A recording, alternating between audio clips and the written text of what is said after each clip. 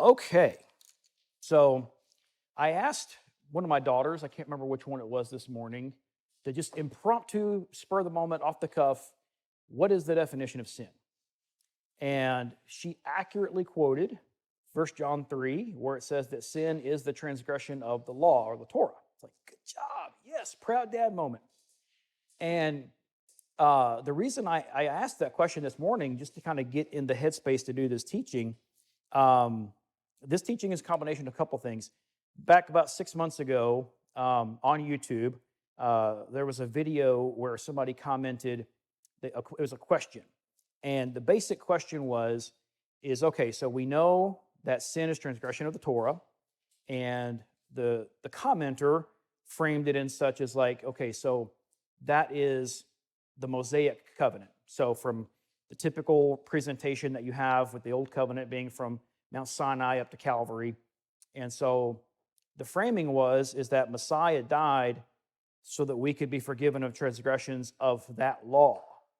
And the framing of the question was, okay, so now that we're, post Calvary, and there's a different circumstance, do we still need to be redeemed from sin? And if so, why?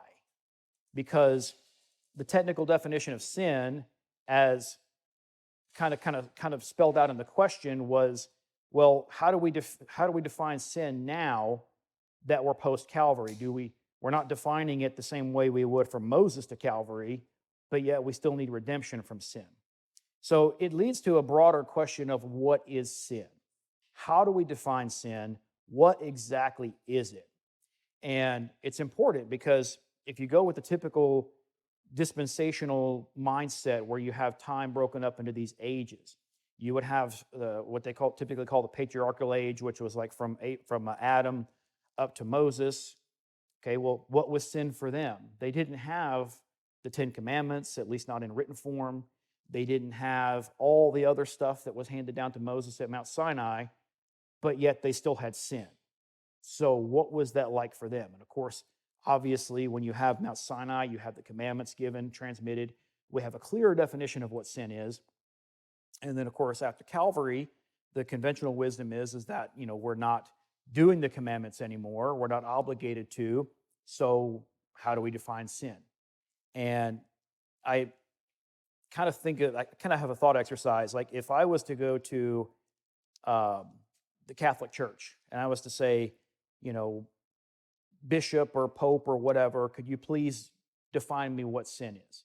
They're going to give me a definition according to Catholic theology.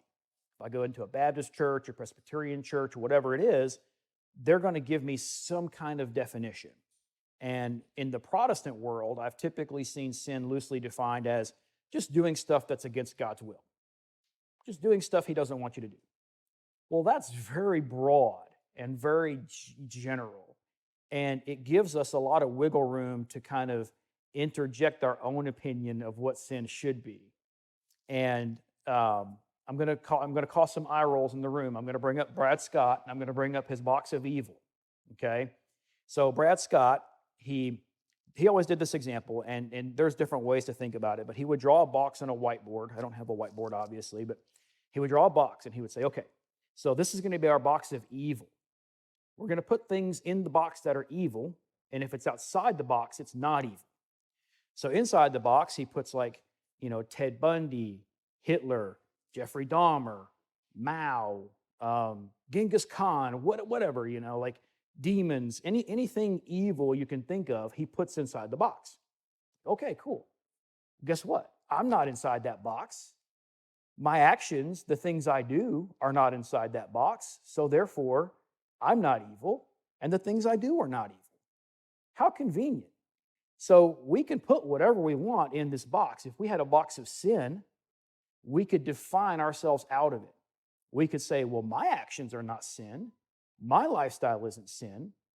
And when we have morality, which is fluid, everyone has a unique sense of what's right and wrong, generally speaking. It allows us to do that with sin too. We just kind of have this sliding scale of what is sin and what is not sin. The written Torah helps us to kind of narrow in on specific things, but we still all know that if someone needs help crossing the street and you're available to do it, and you don't, that's kind of wrong. We all know on some fundamental level that that's wrong, but yet there's nothing in the book that explicitly says help people cross the street when they need to. So I want to kind of get at the fundamental nature of what is sin, because in this Torah messianic space, we do tend to kind of lean on that definition of, well, if it's in the Torah, that's how we go. But you have so many situations that are not spelled out in the Torah. How do we navigate that stuff? So I want to start off in Genesis 31, and I'm going to read this funny on purpose. And this will set up our point. Genesis 31, we're going to read verses 36 through 42. This is Jacob and his family. They're headed back home after years and years and years of living with Laban. And Laban is pursuing them. Genesis 31, 36 through 42. Then Jacob became angry and contended with Laban. And Jacob said to Laban, "What is my transgression? What is my sin that you have hotly pursued me?" Okay, so there's the word sin right in English. Boom. But that's not what we're focusing on. Though you have felt through all my goods, what have you found of all your household goods? Set it here before my kinsmen and your kinsmen, that they may decide between us two.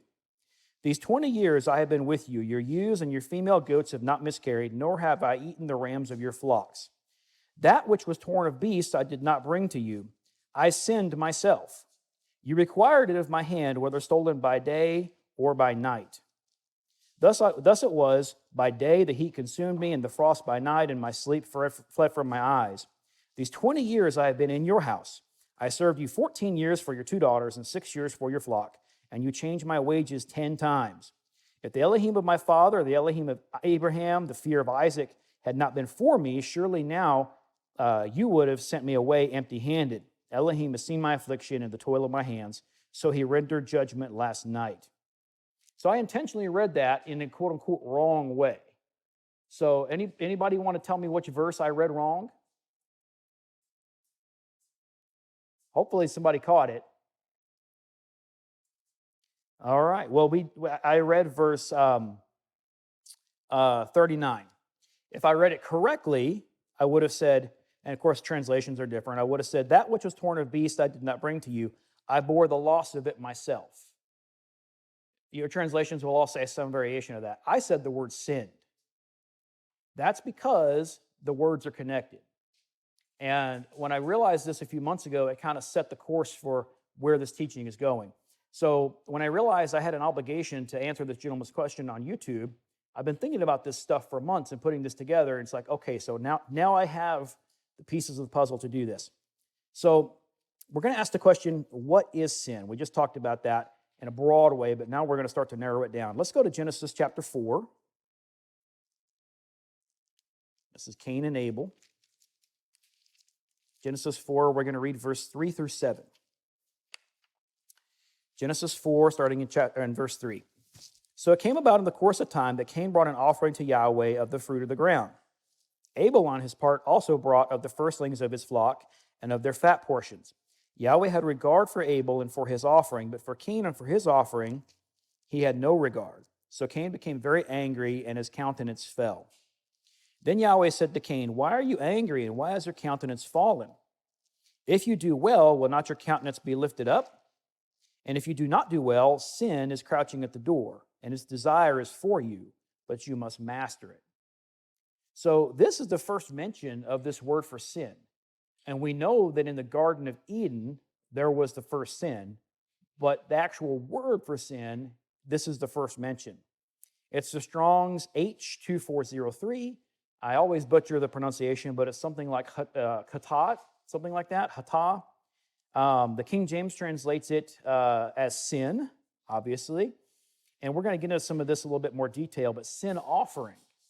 The same word for sin in the Hebrew is also used for the offering that you present at the tabernacle or the temple for sin, which is interesting. Punishment, purification for sin, purifying, sinful as in a state of sinfulness, and sinner. This same word that we just read for Cain, is sin is crouching at the door.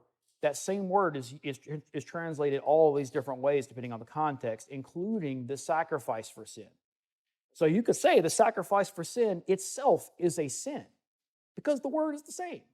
It sounds funny coming out of my mouth saying that doing a sacrifice, doing something that Yahweh told you to do is a sin, but the word is the same. So we have license to interpret it that way, which we'll get into here in a minute. And we're going to see this. Exodus 29, we'll see what we're talking about here. We're going to go to Exodus 29. This is where they have set the tabernacle up and they are consecrating the priests.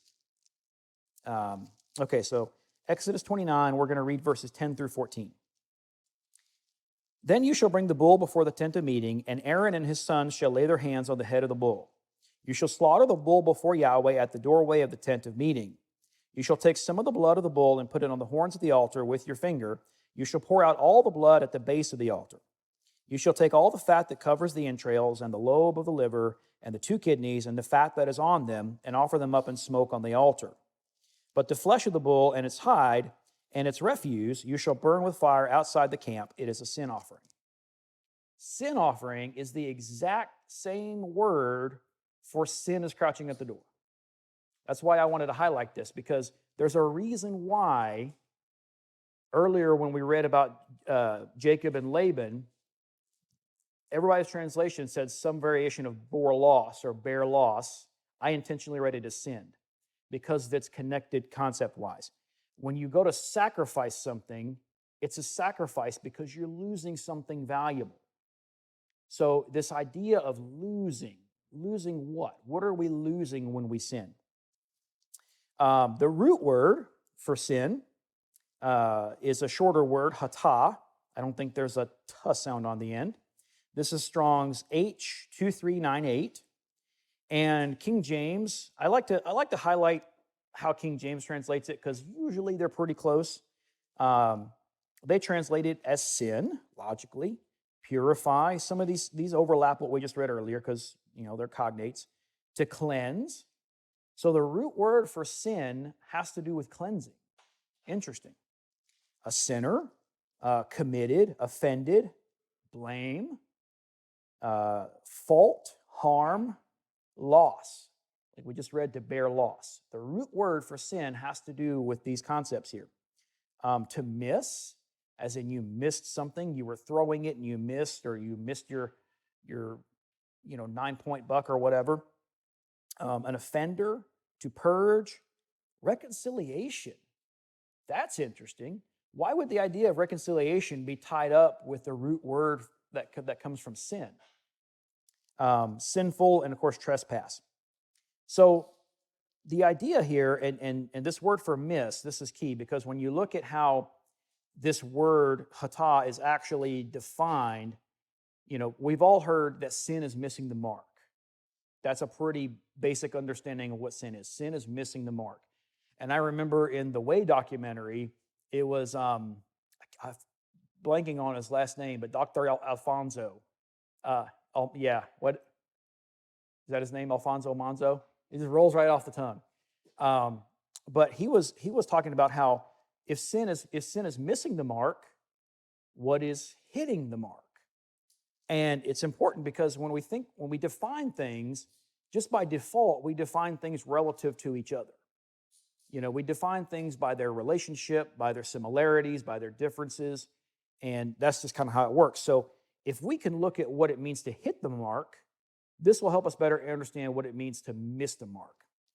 So let's go to, we're not going to go there, but we're going to look at the word Torah. Strong's H451. It's the word for Torah, law, instruction.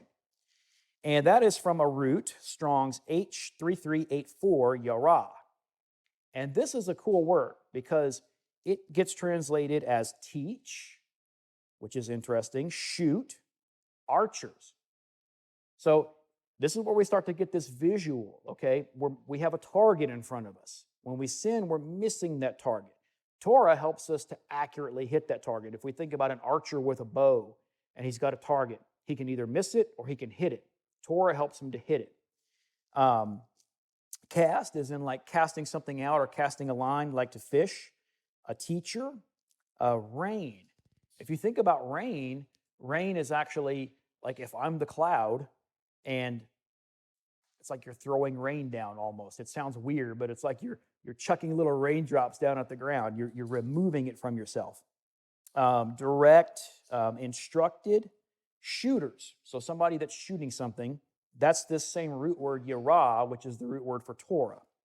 And watered, like watering a garden.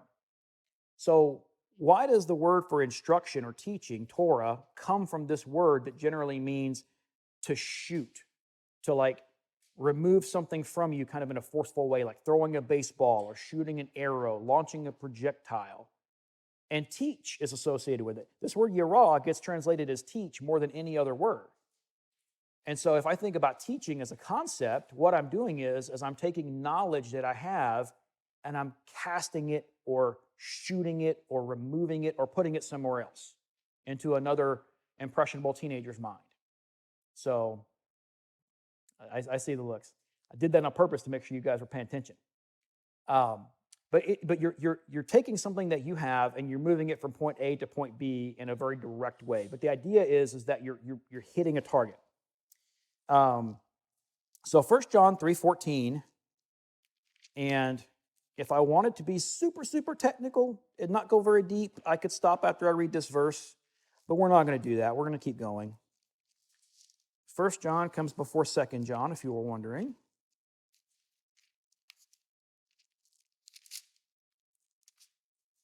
John comes after Peter. 1 John 3:14, a lot of us can quote it in our sleeps, but I'll read it anyway. 1 John 3:14, we know, 1 John 3,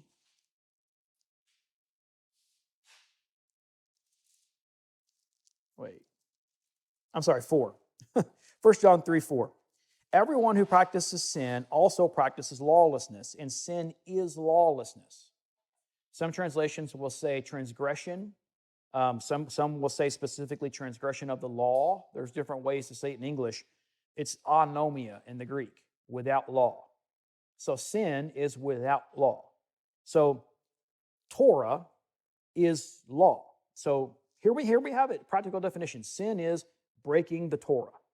So you've got people that get super, super technical, and they go to the Torah, and they see this list of specific do's and don'ts, positive and negative commandments.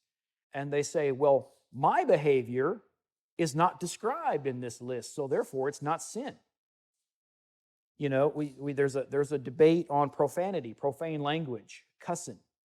And, you know, we have all these exhortations from Paul and different people in the New Testament about having, you know, good speech, righteous speech. Don't say profane things, you know. We need to be above reproach. And we know generally that we are to be a holy people. A holy people need to act in a holy way. It's called profanity because it's profane, it's common. And so, but people will say, and I've dialogued with people, well, the Torah doesn't say I can't say those words. They're just words. Okay, true. So if I go into the law of Moses, and there's no commandment there that says thou shalt not say dirty words. But we all know on some level there's an intrinsic wrongness to that. Why would that be? You know? And when people talk about like, and same people I've had this conversation with, like, oh, I'm just being real, you know? So I'm just being real means I'm allowed to say these worldly words, and that's just me being, no, that's you being in the flesh. Like that's what that is. That's you being real in the flesh. Are we human? Do we live in the flesh? Yes, we do, but we're supposed to strive for something higher. And so to just say my behavior is okay and allowed because it's not specifically forbidden in the Torah, in my opinion, is a big cop-out. Yahweh expects us, he's not the God of the bare minimum. If you want to do the bare minimum, there's other places you can go, other gods you can worship. You could just go out and be a heathen, be an atheist, be whatever. Do the bare minimum. But he holds us to a higher standard. And so it's really important to understand that sin cannot be limited to just the letter of the law. Otherwise, there's this whole swath of behavior that is totally okay and is totally on the table, but yet we all know in our souls is wrong. And so is Yahweh going to say on Judgment Day, yeah, you did all this crazy stuff, you acted like an unholy heathen, but you didn't violate the letter of the law, so it's all good. I don't think any of us expect that to happen, although our flesh would like that to be the case, because our flesh could put our own behavior outside that box of sin and put specific behavior, usually that we see our neighbor do, in that box of sin so that we have something over our neighbor. Let's go back to James, the book of James. James talks about this. And I mentioned the idea earlier of, if you see somebody, needing help across the street and you're able to do it, the stereotypical little old lady crossing the street like you see in cartoons and movies and stuff. If you're there and you're an able-bodied person and, like, Yahweh forbid, she gets run over by a car or something when you could have helped her, you can point to the letter of the law and say, well, there's nothing in the Torah that said I had to help that little old lady across the street. But we all know it was wrong. So James chapter 4, I'm just going to read the whole chapter. What is the source of quarrels and conflicts among you? Is not the source your pleasures that wage war on your members? You lust and do not have, so you commit murder. We'll talk about that here in a minute. You are envious and cannot obtain, so you fight and quarrel. You do not have because you do not ask. So he's talking about wanting things that you don't have or wanting things that you can't have, and this being one of the roots for our quarreling. You ask and you do not receive because you ask with wrong motives, so that you may spend it on your pleasures. And without going on too much of a side trail, this is what Yahshua's beef was with the Pharisees and Sadducees largely. They were doing the stuff. Granted, they added some stuff to it, the letter of the law. They added their own commandments, but they claimed to be Torah observant. But what was their motivation?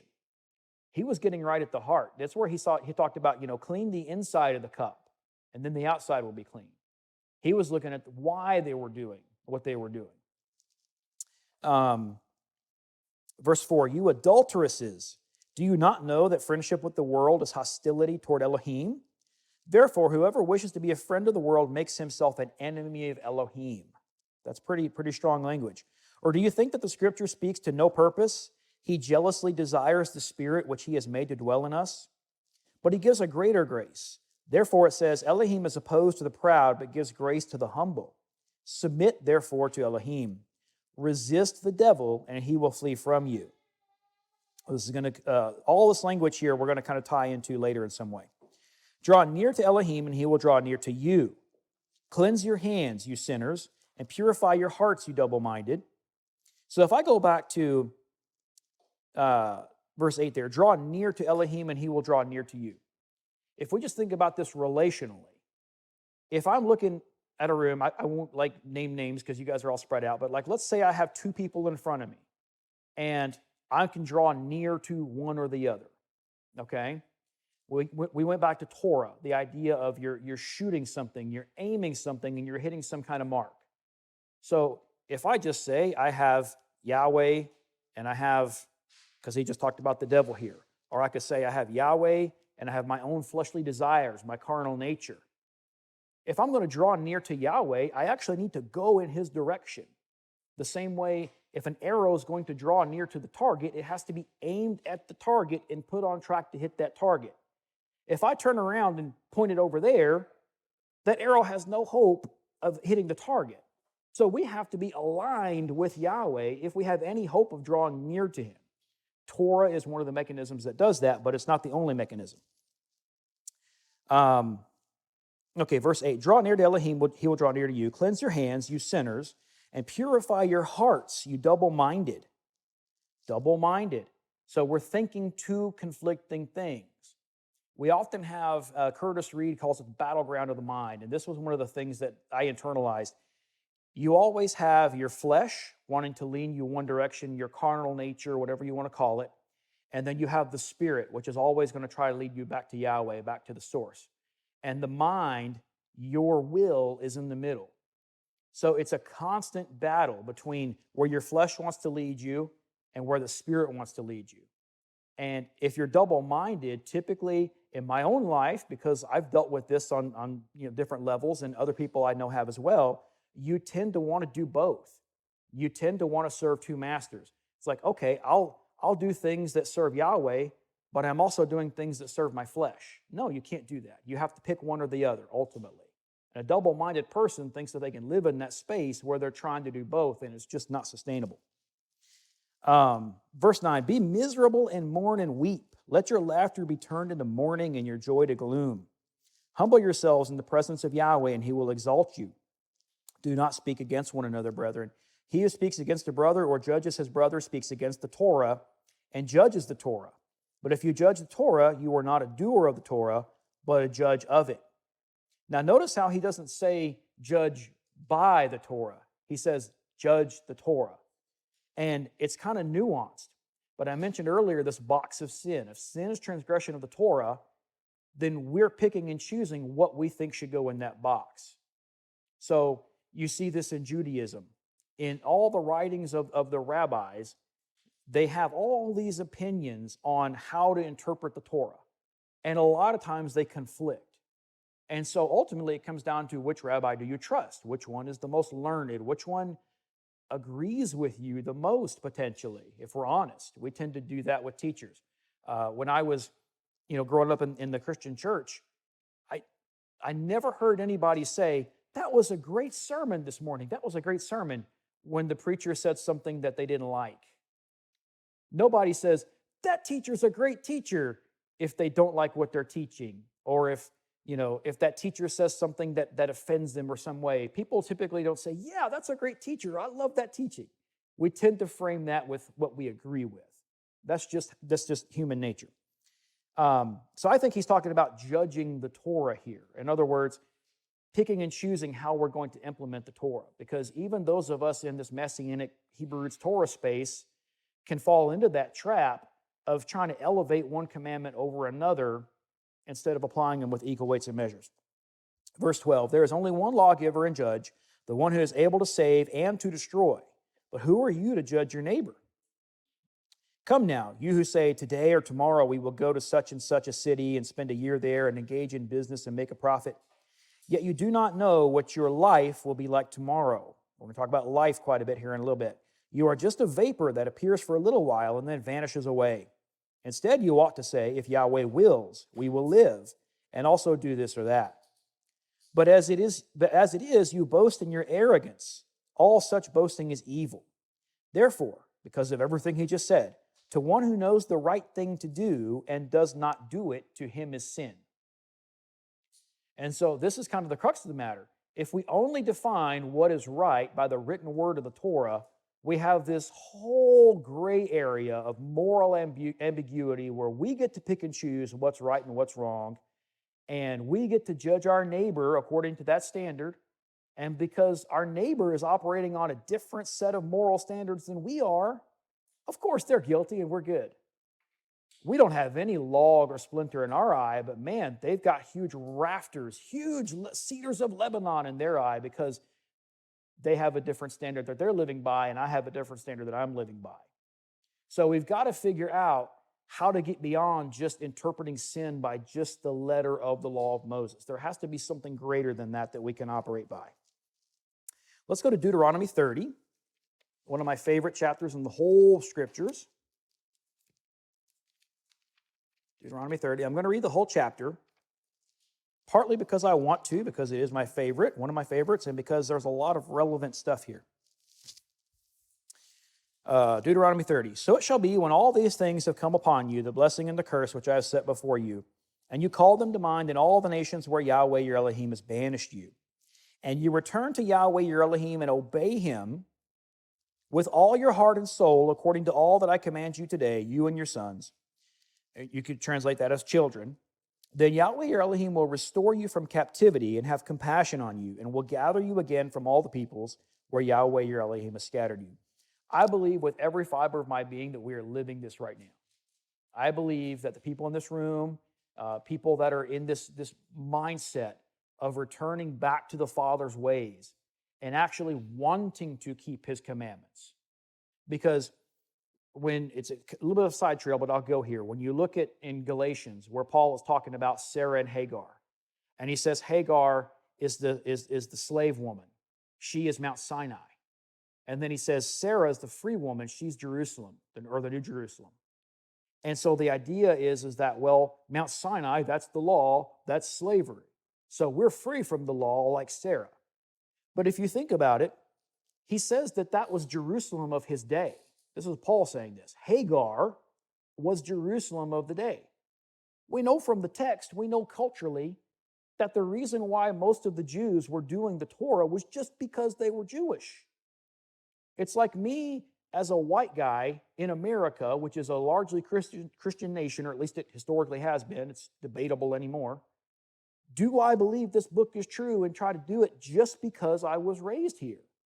If I was raised, I keep watching for the eye rolls. If I was born and raised in Pakistan, I would be reading the Quran and worshiping Allah. I wouldn't be reading this book most likely. I wouldn't be keeping the Sabbath. I wouldn't be, like learning the gospel and all these things. I'd have a completely different mindset. So, same thing. Just because they were Jews living in the land back then, this is why we do these things. Not because we necessarily want to. That's slavery. Hagar didn't want to be married. She wasn't just like, hey, can I marry you, Abraham? She had to be made to. Sarah was the free woman. Theoretically, when Sarah and Abraham got married, it was a voluntary marriage. So there was a choice there. And so to me, this is where we get into this whole, like, why are we doing it? Are we doing it out of rote tradition? Are we doing it from cultural expectation? Or are we doing it because we genuinely desire to have this relationship with the God of Abraham, Isaac, and Jacob? And I think that's why it's so important that he talks about here that you'll return with all your heart and soul.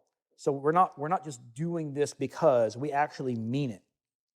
Verse 4, if your outcasts are at the ends of the earth, from there Yahweh your Elohim will gather you, and from there he will bring you back. Yahweh your Elohim will bring you into the land which your fathers possessed, and you shall possess it, and he will prosper you and multiply you more than your fathers. Moreover, Yahweh your Elohim will circumcise your heart and the heart of your descendants to love Yahweh your Elohim with all your heart and with all your soul, so that you may live. And that heart circumcision language, thematically, that tracks back to New Covenant language. You see this peppered all through the prophets. This idea of new spirit, new heart, circumcision of the heart, it's all related. It's all tied in with the New Covenant. So this is a hint at the New Covenant here. Verse 7, Yahweh your Elohim will inflict all these curses on your enemies and on those who hate you, who persecuted you. And you shall again obey Yahweh and observe all his commandments, which I command you today. Then Yahweh your Elohim will prosper you abundantly in all the work of your hand, in the offspring of your body, and the offspring of your cattle, and in the produce of your ground. For Yahweh will again rejoice over you for good, just as he rejoiced over your fathers. If you obey Yahweh your Elohim to keep his commandments and his statutes, which are written in this book of the law, if you turn to Yahweh your Elohim with all your heart and soul, for this commandment which I command you today is not too difficult for you, nor is it out of reach. It is not in heaven that you should say, who will go up to heaven for us to get it for us and make us hear it that we may observe it? Nor is it beyond the sea that you should say, who will cross the sea for us to get it for us and make us hear it that we may observe it? But the word is very near you, in your mouth and in your heart, that you may observe it. This is going to come up later, but there's different ways. If we think about the parable of the sower, he makes it clear that the seed is the word. And we know as a principle of agronomy that the seed is in the fruit. The seed grows a tree. The tree bears fruit, and the fruit has seed in it, which will grow another tree, and we just keep this cycle repeating. So when we eat fruit, we could say that's kind of like a type of like bringing in the word, because that word is being taken inside of you. It's literally in your mouth. When you eat a fruit, it's in your mouth. So we'll get to that here in a minute. But verse 15, see, I have set before you today life and prosperity and death and adversity. And that I command you today to love Yahweh your Elohim, to walk in his ways and to keep his commandments and his statutes and his judgments, that you may live and multiply. He wants us to keep Yahweh's commandments that we may live and multiply, and that Yahweh your Elohim may bless you in the land where you are entering to possess it. But if your heart turns away and you will not obey, but are drawn away and worship other Elohim and serve them, I declare to you today, you shall surely perish. You will not prolong your days in the land where you are crossing the Jordan to enter and possess it. I call heaven and earth to witness against you today that I have set before you life and death, the blessing and the curse. So choose life in order that you may live, you and your descendants. How? By loving Yahweh your Elohim, by obeying his voice, and by holding fast to him. For this is your life and the length of your days, that you may live in the land which Yahweh swore to your fathers, to Abraham, Isaac, and Jacob, to give them. Now, he's speaking to people who are alive. Everyone here that he's speaking to is alive. Every single person he's speaking to is going to die in the flesh. So when he tells them to choose life, when he talks about death, he can't be talking about physical life or physical death. That's a given at this point for all these people he's talking to. Everybody in this room, we're all alive, and we're all going to die at some point. So life and death in the flesh is a given. You don't choose it. None of us chose to be born. None of us will choose to die. It's just part of it. So he's talking about something greater than physical life and physical death here, and he's telling us that we have to choose. Now, remember earlier I mentioned the idea of if I have two people standing before me, let's say I've got Yahweh, I've got Satan, or I've got Yahweh, I've got my own flesh, whatever it is, there's this binary choice I have to make here. I have to consciously choose one. And in theory, when I make that choice, I'm doing it in an educated way. It's not just a random willy-nilly thing. I'm looking at the pros and cons of each, and I'm weighing it out, and I'm deciding which one I want to go with. That's generally how we choose things, even in this fleshly reality, which we'll elaborate on that in a minute. Let's go to 1 Corinthians. I don't normally jump around back and forth like this. I like to start in Genesis and just kind of work my way through left to right, but this is how this one worked out. So 1 Corinthians,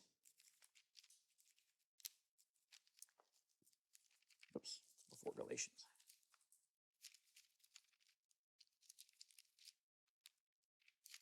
Come on. 1 Corinthians, we're going to read chapter 15. We're going to read 20 through 26. 1 Corinthians 15, 20 through 26. But now Christ, or Messiah, has been raised from the dead, the first fruits of those who were asleep. For since by a man came death, who would that man be? Adam, perfect, yep. For by a man came death, by a man also came the resurrection of the dead. So Moses told us earlier to choose between life and death to people who were already alive and would already die. So this life and death thing is important here. For as in Adam all die, so also in Messiah all will be made alive, but each in his own order. Messiah the first fruits, after that those who are in Messiah as at his coming. Then comes the end when he hands over the kingdom to Elohim and Father, when he has abolished all rule and all authority and power. For he must reign until he has put all his enemies under his feet. The last enemy that will be abolished is death. So, if there is no more death, do we have a choice to make any more between life and death?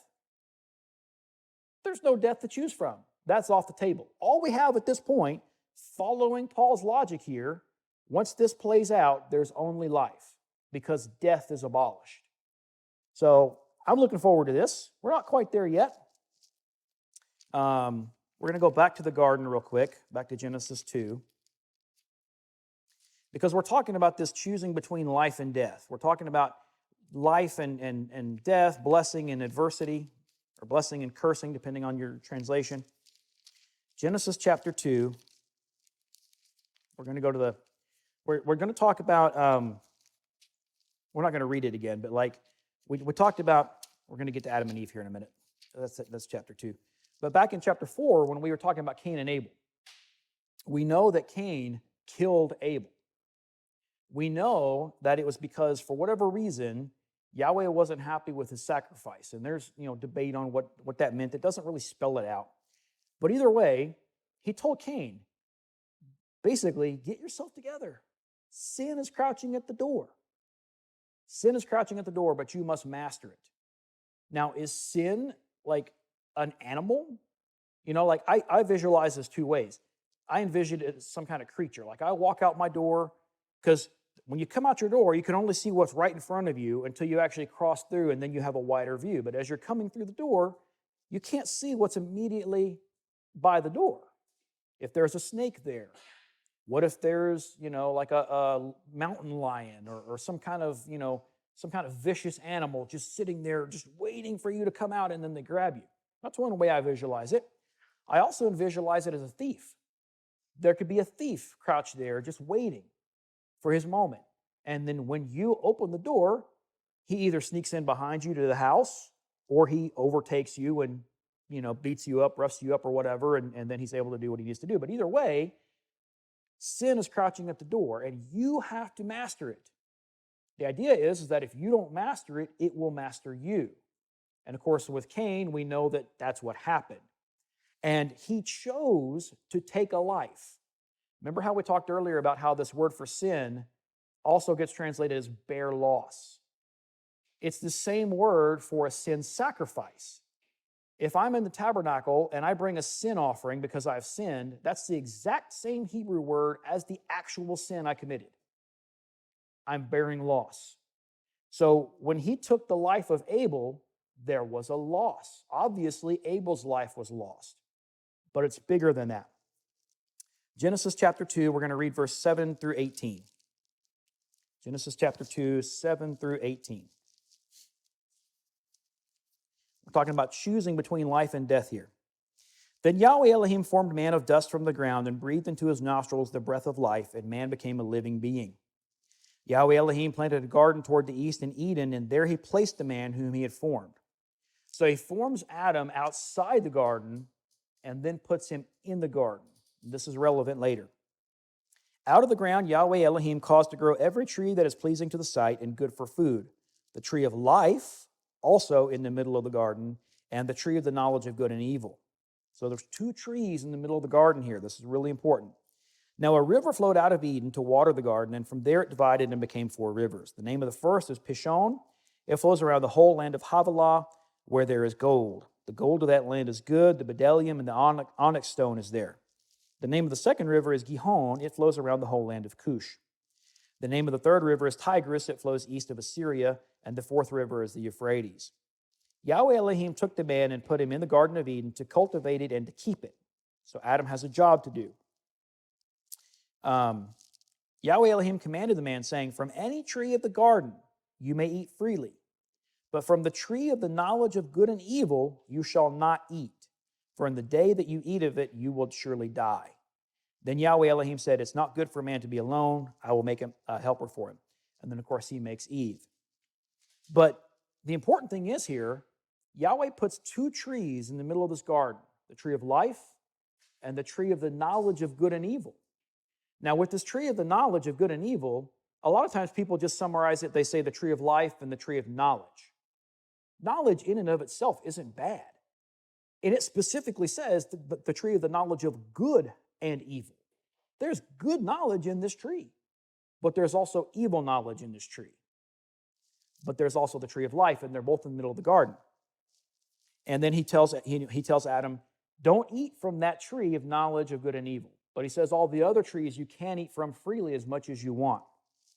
That's going to be important. We'll skip down a little bit and just read the entire chapter 3. Now the serpent was more crafty than any beast of the field which Yahweh Elohim had made. He said to the woman, to Eve, indeed has Elohim said, you shall not eat from any tree of the garden? It's a question. Let's see what her answer was. The woman said to the serpent, from the fruit of the trees of the garden we may eat, but from the fruit of the tree which is in the middle of the garden, Elohim has said, you shall not eat from it or touch it, or you will die. Now here's the question. There's 2 things here. Obviously, they were never told, you can't touch that tree. The command was, don't eat from the tree, meaning the tree of knowledge. She's saying, I can't touch it. So this is setting up when she eventually does touch the fruit of this tree and she doesn't die, oh, okay, I might as well just go ahead and eat it. Because she had this expectation in her mind that she wasn't supposed to even touch it or she would die. So once she touches it and she doesn't die, then it's like, okay, well, this death thing is not going to happen, I guess. I might as well go ahead and eat it. But the other thing is, how many trees does she tell the serpent is in the middle of the garden? She says specifically 1. It's plural, or sorry, it's single. From the fruit of the trees of the garden we may eat, but from the fruit of the tree, singular, which is in the middle of the garden, we may not eat from it or touch it, or we will die. How many trees were in the middle of the garden? 2. So there's a fundamental misunderstanding on Eve's part here that is setting her up for what's coming. And this is where we're getting into the nature of sin. Because If I was to ask anybody what the first sin ever in humanity was, everybody's going to say when they ate from the tree of the knowledge of good and evil, myself included. But we'll keep going though. Verse 5, for Elohim knows that in the day you eat from it, your eyes will be opened. You will be like Elohim, knowing good and evil. Makes sense. It's the tree of the knowledge of good and evil, right? That's the whole point, is to know good and evil. When the woman saw that the tree was good for food, and that it was a delight to the eyes, and the tree was desirable to make one wise, is it wrong to be wise inherently? No. Wisdom's a good thing. But wisdom is one of those things, if we look at Solomon, wisest man in the entire history of humanity, until someone comes along from Nazareth, wink, wink, we all know who that was. That's a pet peeve of mine when people say Solomon was the wisest man that ever lived. It's like, no, he was the second wisest. He was the second wisest. But the idea is that we know Solomon had this waterfall of wisdom, and yet look how he lived out his life. Look where it got him. Did he use the wisdom constructively? Sometimes, yes. There was the issue of the women that were fighting over the baby, and he used his wisdom and he applied it in a good and righteous way. And he solved it, and the baby was reunited with its mother, and everything was great. That's an example of good knowledge being used wisely. But Solomon didn't have a track record of doing that wholesale throughout his life. Okay, so she also gave it to her husband with her, and he ate. There's a whole thing here. If he was with her, why didn't he say, whoa, whoa, whoa, hon, what are we doing? It just kind of glosses over it, doesn't really give us any detail. There's a lot of speculation on that. Then the eyes of both of them were opened, and they knew that they were naked.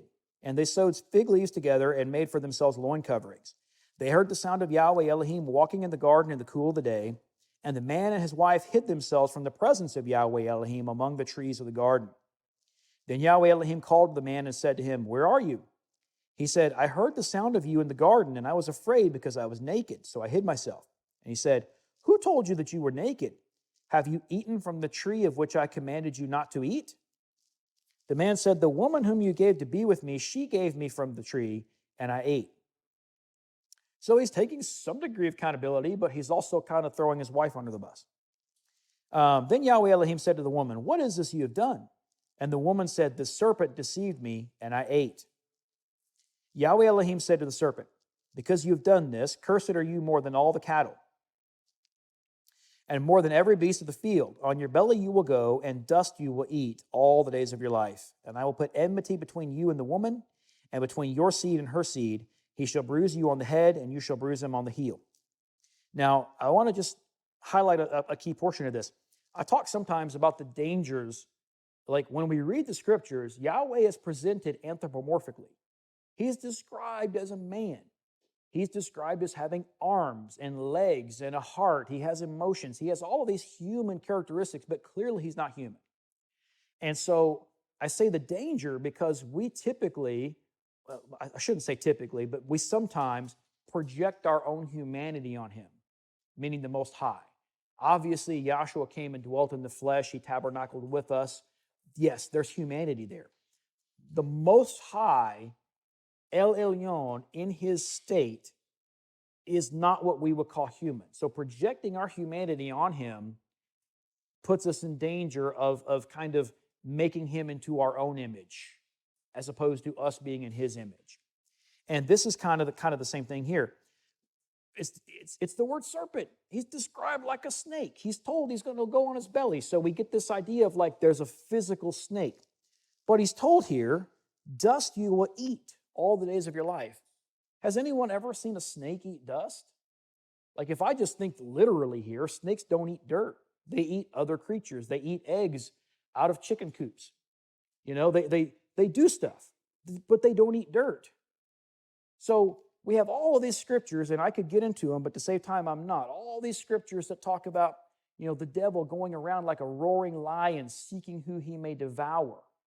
We have all this language. Sin is crouching at the door. Okay, so like if sin is a roaring lion crouching at Abel's door, it could potentially devour him the moment he comes out the door. And we know that ultimately when we do sin, it does devour us in some way. But it's this idea here that, it's not just an animal thing. He's talking about this adversary of ours is actually going to come after humanity, I think, because man was made from the dust. That's abstract, but I do think there is some relevance there. Verse 16, to the woman he said, I will greatly multiply your pain in childbirth. In pain you will bring forth children, yet your desire will be for your husband, and he will rule over you. Then to Adam he said, because you have listened to the voice of your wife and have eaten from the tree about which I commanded you. Notice how he doesn't say that I commanded her. He commanded Adam. Something got lost in translation here. I commanded you, saying, you shall not eat from it. Cursed is the ground because of you. In toil you will eat of it all the days of your life. Both thorns and thistles it shall grow for you, and you will eat the plants of the field. By the sweat of your face you will eat bread, till you return to the ground, because from it you were taken, for you are dust, and to dust you shall return. Now the man called his wife's name Eve, or Hava, because she was the mother of all the living. Yahweh Elohim made garments of skin for Adam and his wife and clothed them. Then Yahweh Elohim said, behold, the man has become like one of us. Plural, it's there, knowing good and evil. So the serpent was right. It's the tree of the knowledge of good and evil. He said, if you eat from this tree, you will be like Elohim, knowing good from evil. Here we have Elohim saying, that's the reality. Now these people are like us, knowing good from evil. Knowing good and evil, and now he might stretch out his hand and take also from the tree of life and eat and live forever. Therefore Yahweh Elohim sent him out from the Garden of Eden to cultivate the ground from which he was taken.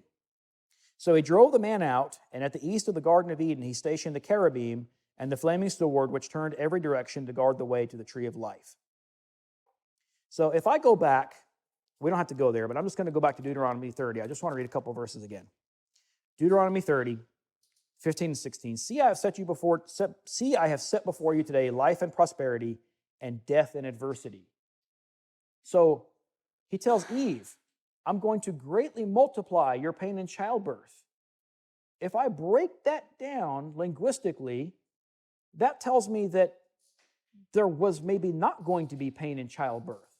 We don't fully know the details, but if I tell my kids, I'm going to multiply your punishment, that implies that there was going to be a lesser punishment and I'm increasing it. So if he says, I'm going to multiply your pain in childbirth, for that to have any meaning, that implies that there was going to be less pain or no pain in childbirth, which is what we're hoping for our upcoming mamas, but that he's going to increase it because of what happened here. And if we look at Adam, he's going to toil the ground. And he's going to suffer just trying to feed himself. That's adversity. So life and death, blessing and adversity. We have this set up from the get-go in the garden. The choice they made led to adversity. The choice they made led to death. And so, in that I command you today, verse 16, to love Yahweh your Elohim, to walk in his ways and to keep his commandments and his statutes and his judgments, that you may live and multiply, that Yahweh your Elohim may bless you in the land where you are entering to possess it. Now, I mentioned earlier, I made a point that Adam was created outside the land and placed in. And then so we have this idea that if he would have followed Yahweh's instruction, because he was told to till and cultivate the ground, he was basically the gardener. So if you're the gardener and you're in charge, in theory, you should know everything there is to know about the garden. You should know all the ins and outs. You should know there's these two trees in the middle of the garden. This one we're not supposed to eat from, but this one's okay to eat. He's the gardener. He should have known this. For whatever reason, he didn't act on that knowledge. So this goes back to the question I said earlier. When people say, what is the first sin? We typically go back to eating from the tree of the knowledge of good and evil. But I think the first sin really, truly, based on this whole idea of missing the mark, making the wrong choice, the tree of life was there in the middle of the garden. Adam would have known that. Why did he not eat from the tree of life? Why did he choose not to reach out and grab that tree? If I go back to Torah, the idea of hitting the mark, stretching forth, casting, reaching out, why did he not reach out for the tree of life? It was sitting there to the point to where Yahweh says, we have to get him out of the garden now because now he's going to stretch out his hand. That word for stretch out there is a different word from Yerah, from Torah, but it means the same thing. It's this idea of reaching out, grabbing, stretching out, reaching forth. He's going to reach out and he's going to grab that tree of life now that he's eaten from the tree of the knowledge of good and evil. And that's not a good situation. But Yahweh clearly made the choice to put both trees in the garden at the same time. So, in my opinion, the real first sin was a rejection of life. Life was available. It was right there. And the first Adam failed to lead himself there. It was available. There's no indication that he ate from it. And he failed to lead his wife to it. So that when the serpent comes along, he says, come over here to this tree. And of course, it was the one that they were not supposed to eat from. There's a word that I learned in college, and I always knew what it meant in some capacity, but I had to write a paper on it. Perversity. Perversity is the human tendency to do things that we know we shouldn't do. You just get this weird drive sometimes. I know I shouldn't do this, but I want to do it anyway. Paul talks about in Romans, I do the things I don't want to do. Like, that's perversity. You don't want to do things, and yet for whatever reason, your flesh compels you. So Adam knows the tree of life is here, and for whatever reason, it's sitting there, and he's just like, Maybe he was procrastinating. Maybe I'll get around to eating from that tree of life one of these days, but it's not appealing. Maybe it was ugly fruit. Maybe it was, I don't know, I'm trying to think of an ugly fruit. I can't really think of an ugly fruit offhand.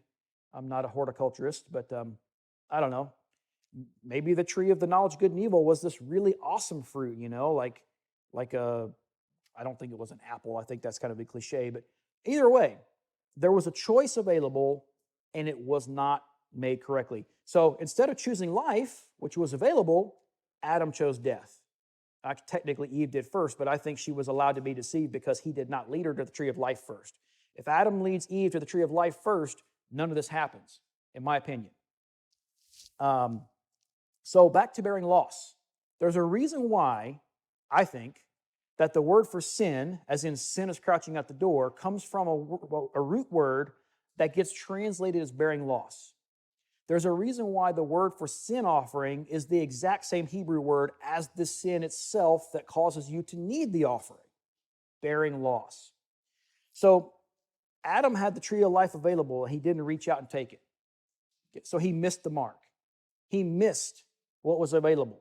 He did not reach out, Torah, Yerah, he did not reach out and take it. And so he bore loss. He bore the loss of life. Life was available to him and he lost it because he didn't reach for it, because he, for whatever reason, put it on the back burner and didn't seek it out. And so when we look at, and we'll close out here in Romans 5 here in a minute, but when we look at the idea that the second Adam, we read about how Yahshua the Messiah is the second Adam. He is different because he is actually leading his bride to the tree of life. And by the time we get to the end of the book in Revelation, we're in the New Jerusalem, the tree of life is in the middle of the garden. There's no tree of the knowledge of good and evil in that garden. It's gone. It's only the tree of life. So the second Adam leads his bride to the tree of life. The first Adam neglected to do that, and here we are in this current situation.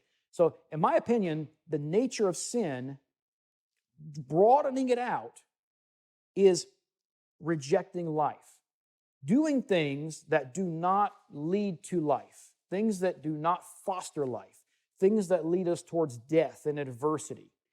And when you think of it that way, it broadens it out way more. Tim likes to talk about Torah on steroids. Same idea. We're going beyond the letter of the law.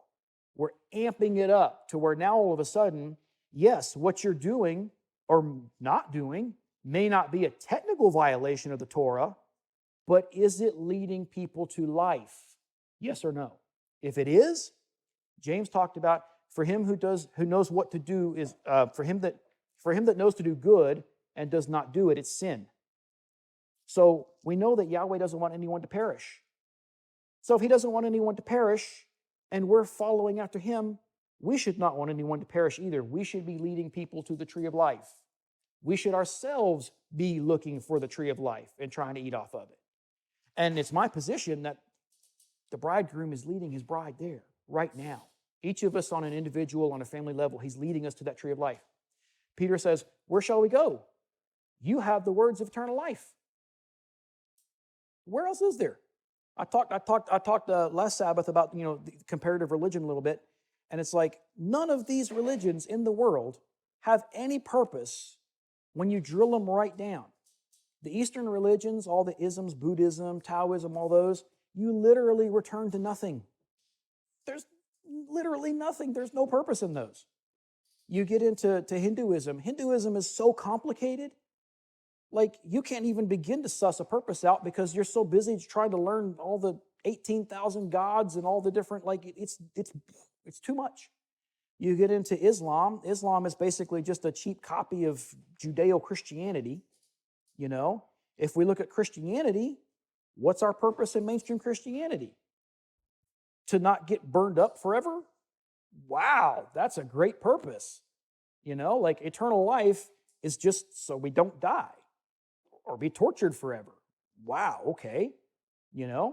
Judaism typically is interpreted by those within it as we're going to have this kingdom on earth and basically the Jews are going to rule the world. And I don't mean that in like a negative conspiratorial way.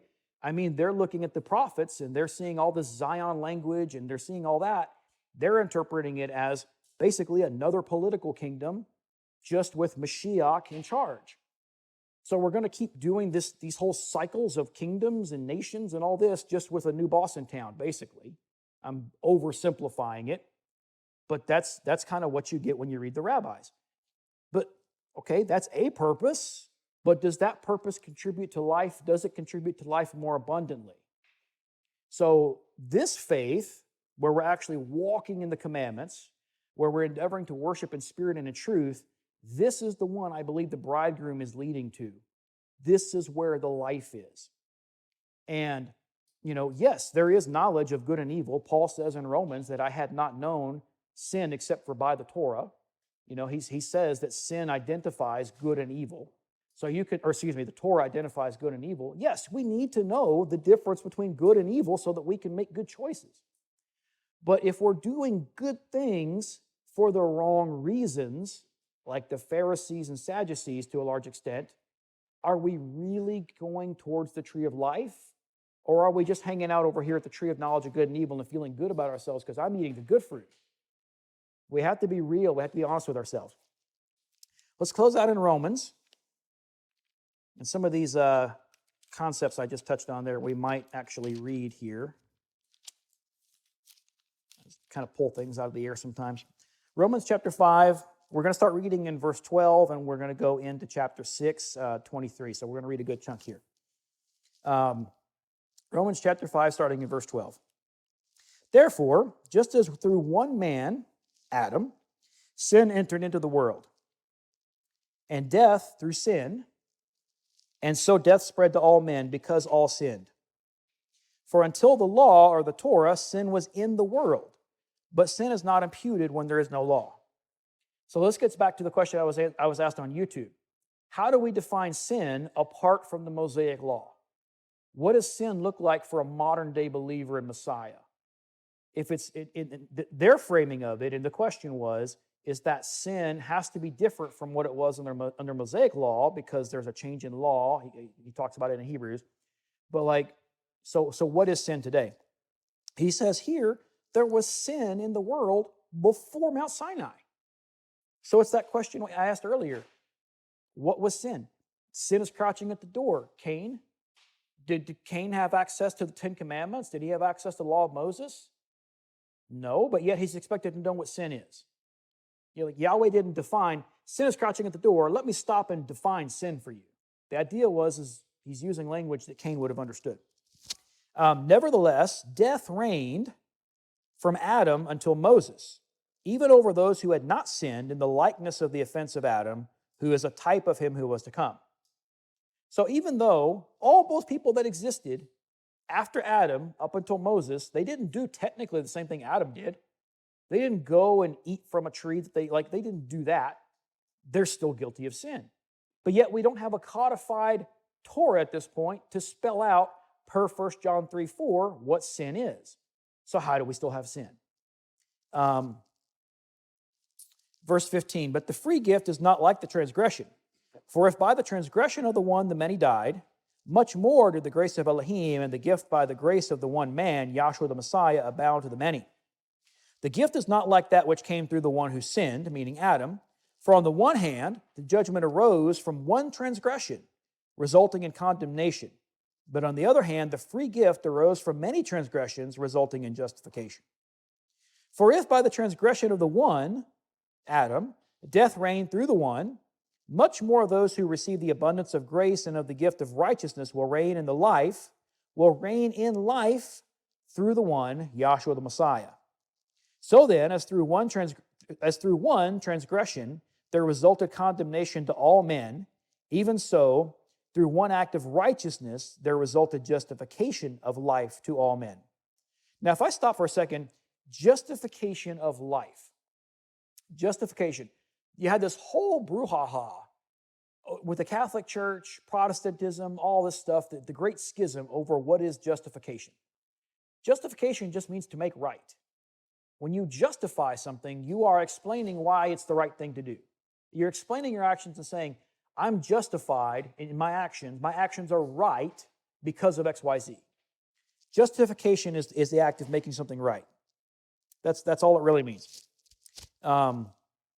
So the justification of life, this one act of righteousness causes life to be made right.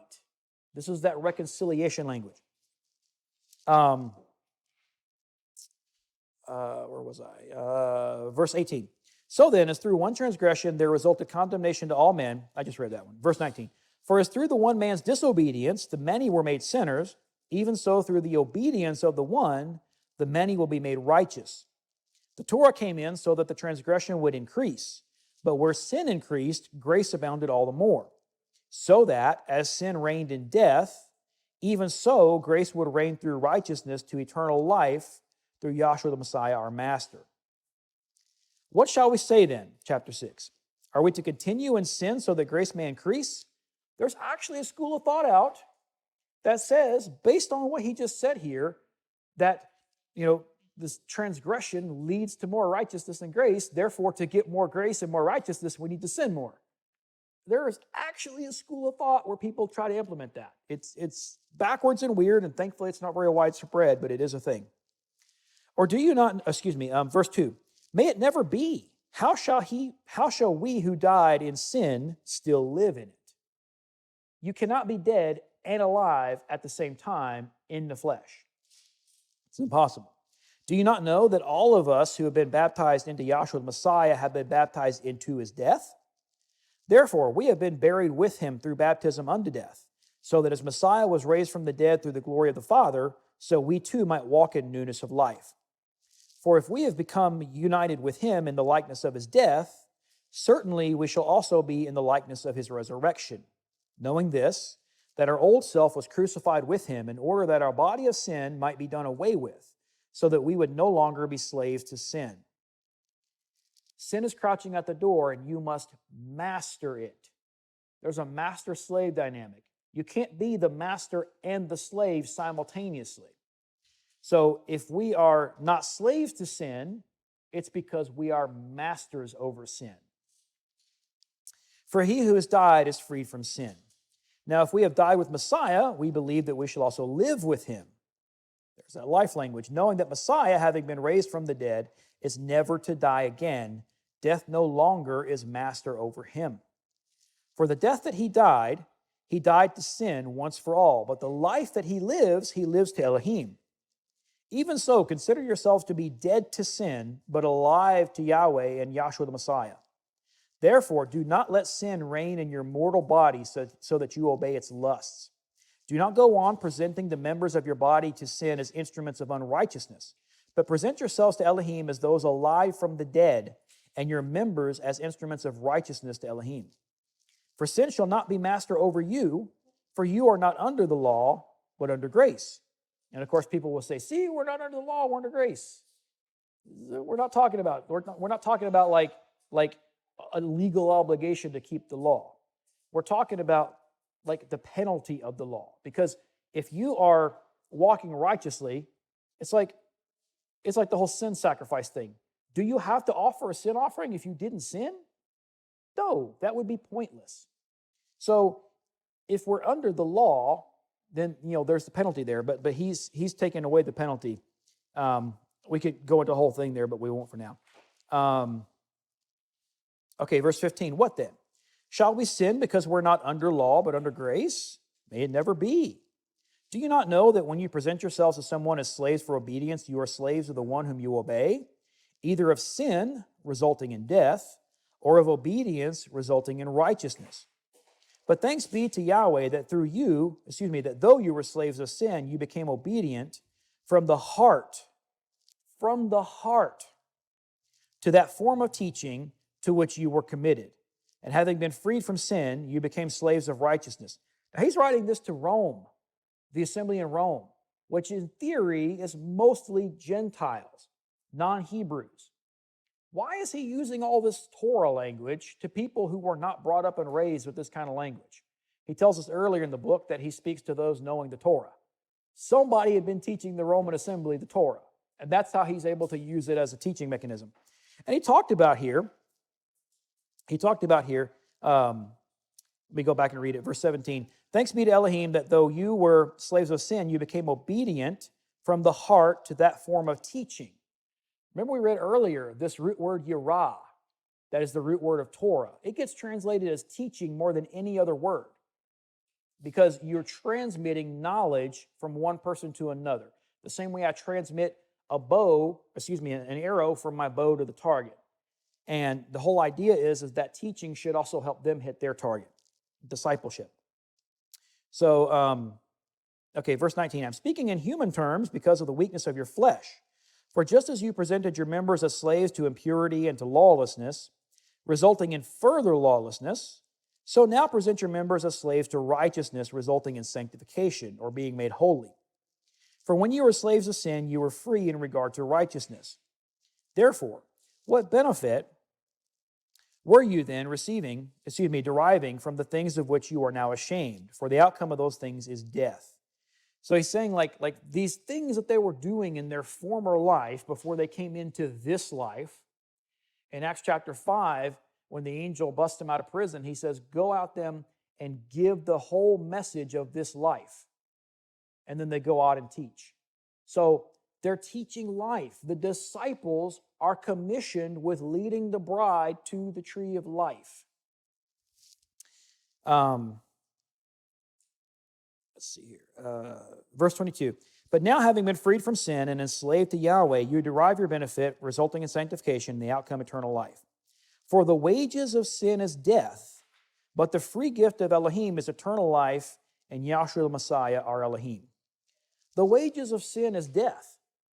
Obviously, if you go after death, if you go after sin because they're connected, you're not going to life. Moses tells us to choose between life and death. And it's a big deal. And he's connecting it back to Yahweh's commandments. So in my opinion, when we ask what is sin, what is the nature of sin, we can broaden it out to anything that leads away from life.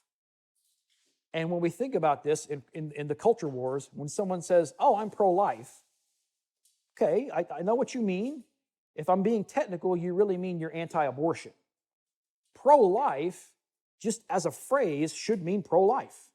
Life in all of its forms. You are pro. So you're anti-war. You're anti-murder. You're anti-drugs. You're anti-anything that brings harm to life. And that's just speaking of physical stuff. If I bring this out to spiritual stuff, if you're pro-life spiritually, you should be advocating for things that enhance our life spiritually. You should be trying to lead people to the tree of life. And this is where I say the bearing loss, the missing the mark, the very first sin was aiming at the tree of the knowledge of good and evil when you could have been aiming at the tree of life. And in our culture, we just want to know. We just want to know. I need to know things.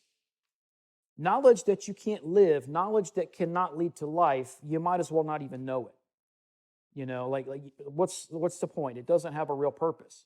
We just keep spinning our wheels and going through these cycles of death and agony and woe and anguish and suffering and all these negative human things because knowledge of good and evil without life will never lead you to life. I speculate that if Adam had led Eve to the tree of life first, maybe Yahweh would have said, okay, now you have life. Now you can know good from evil, because that was the difference. Elohim obviously has life. He obviously is the source of life. His very name implies existence or being. So there's no shortage of life there. He doesn't have to be led to the tree of life. It's intrinsic to him. So that's why it's so important that we go that same direction. And that's why I'm so grateful that we have a bridegroom who is willing to put in that hard work to lead us to the tree of life. He could just say, we're good, just tend to yourself and, whatever. And here we go. We've got Eve, the serpent deceived me. Like, would he have deceived you if your husband had led you to the tree of life first? Probably not. I don't know. And, you could talk about a whole thing where it talks about in the Gospels and the epistles about the difference between the letter of the law, the spirit of the law. One brings life, one brings death, this whole idea. And it's like trying to obey the commandments without the spirit, and spirit's another way of saying motivation, without for the right reasons, just brings the curse. But anyway, hopefully that was thought-provoking, and hopefully it kind of serves to, kind of like when we talk about covenant, it's my opinion, and I've said this before, there's one master covenant. We will be his people, he will be our Elohim. That's the master covenant. All the other covenants are subsets of that and talk about that relationship and define it. But that's the fundamental covenant. If we look at sin and try to define sin, we can get off in the weeds on all these technicalities and all these nuances. But if we can broaden it out big picture, then all of a sudden, we put a lot more of us in that box of sin. Because what do they say when you deal with addiction? Addiction is something that leads away from life. Nobody ever says, oh, I've got a life problem. I've got a happiness problem. I've got a joy problem. It's always these negative addictions. They lead away from life. What's the first thing they say? You have to acknowledge that you have a problem. So if we're going to address sin, we have to put ourselves and our own behavior in that box of sin. And the only way we're going to do that is if we can expand that box out wide enough to include our own behavior in it. If we narrow it down and look for all these technicalities and, well, this is not, technically I'm not sinning. It's like your heart's not there. You're going for the tree of knowledge of good and evil. You're learning good and evil, but you're not doing anything that leads to life. So I'll close it with that. Hopefully that was something informative and instructive. Life is always the goal, and anything that leads us away from that. And that's why it's so important that he gives us the words of life so that we have something more concrete that we can use to anchor our perception of life, because otherwise we just define life on our own terms. He gives us something more concrete. But the idea is that if we can define sin when we're talking with our Jewish brothers and sisters, our Christian brothers and sisters, our wives, our children, whoever it may be, we have a framework that we can incorporate everything into without falling into this trap of hyper-defining everything and therefore removing ourselves from that box of sin. So I'll close there, and I will open the floor at this point for any questions, comments, and strong opinions.